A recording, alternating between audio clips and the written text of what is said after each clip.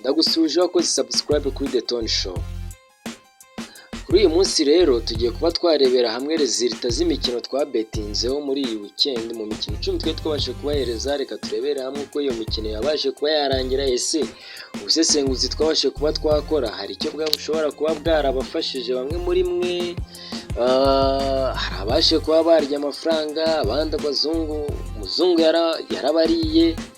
Bityo rero reka turebere hamwe duce ku mukino umwe kuri umwe, ubundi turebe uko resulta z'iyo mikino zabashe kuba zarangira.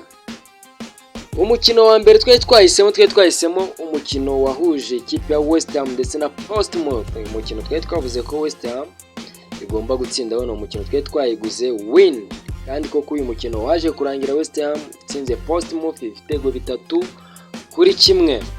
Umukino wa kabiri ni wahuje ikipe ya Burnley ndetse n'ikipe ya North County. Hano twari twafashe ko Burnley iza gutsinda uno mukino, ariko byaje kurangira amakipe yose anganyije 1-1, baza kujya mu minota ya extra time inyongera, niho Burnley yabashe kuba yatsinda kuri penalty. Bivuze ko hano ipari yacu cyangwa Burnley yabashe kuba yatwika ipari yacu, ko wabashe kuba yahitamo Burnley, ntabwo byagenze neza. Umukino wakurikiye no wahuze Leicester City ndetse na Northampton.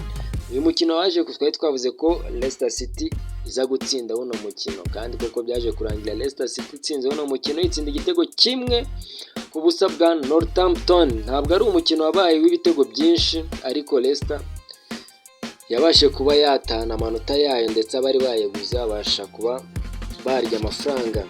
Undi mukino wa kane twafashe ikipe ya Watford ndetse na Crowell. Uyu mukino nawo twavuze ko Watford iza gutsinda uno mukino, and then umukino waje kurangira Watford itsinze nayo igitego 1 ku busa. Watford yaje gutsinda igitego 1 ku busa.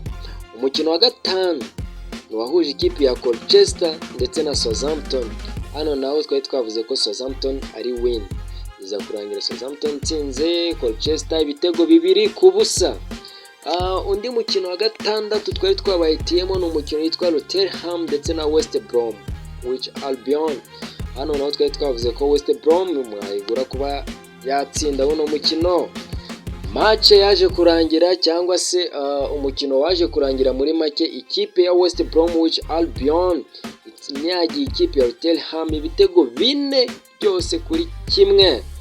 Undi mukino wa karindwi twabahitiyemo n'umukino wahuje ikipe ya Cambridge ndetse na Barnet.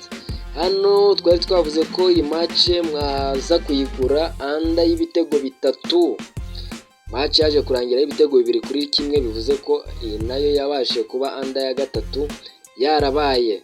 Umukino wa 8 ni wahuje ikipe ya KPR ndetse na Millwall. Uyu mukino twavuze ko mushobora kugura Millwall double chance. Umukino waje kurangira ari igitego 1-1, bivuze ko Millwall nayo yabashe kuba yabikora.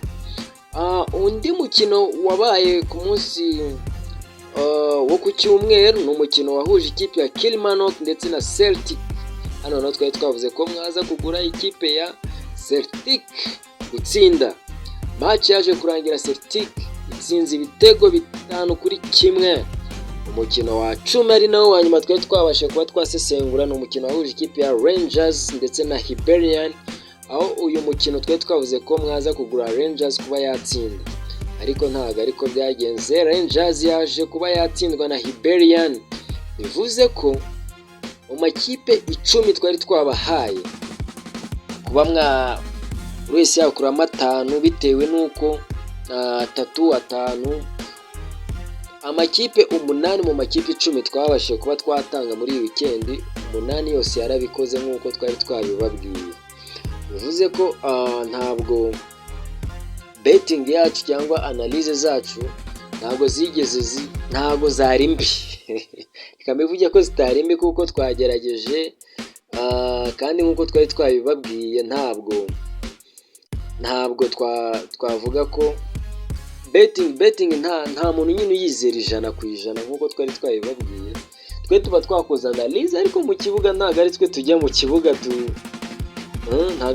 mu kibuga tujye kuba twatsinda ibitego, cyangwa twe kuba twajya mu izamu dufata ibitego ntibadutsinde. Twe turanaliza tugendeye ku mibare, ikitwereka performance y'amakipe uko bimeze, ibintu nk'ibyo. So ubwo rero mu makipe 10 The Tone Show twari twabateguriye, amakipe 8 yose yabashe kuba yabikora. Bityo rero turabashimiye, ndetse buri wese abashe kuba yagira amakipe agura bikabasha kuba byagenda neza. Congratulation kuri we, ndetse nanababwira ko n'ubutaha tuzongera tukabakora izindi analyse, mugiye kujya mubana natwe, tuzatubakora analyse mbere ya weekend, tubahereza ikiganiro twasesenguye, tubabwira ati mugende mugire gutya na gutya, namwe mwongere musubiremo mukora analyse, nibikunda sava bigende neza amakipe, turebe ko amafaranga twabasha kuba twayakuramo. Bityo rero wakoze subscribe ndagushimiye, nawe utarayikora subscribe ndagusaba kuba wakora subscribe kugira ngo ikiganiro cy'ubutaha cya analyse tuzashiraho ubutaha kizabashe kuba cyagucika. Ciao ciao, naho ubutaha, bye bye.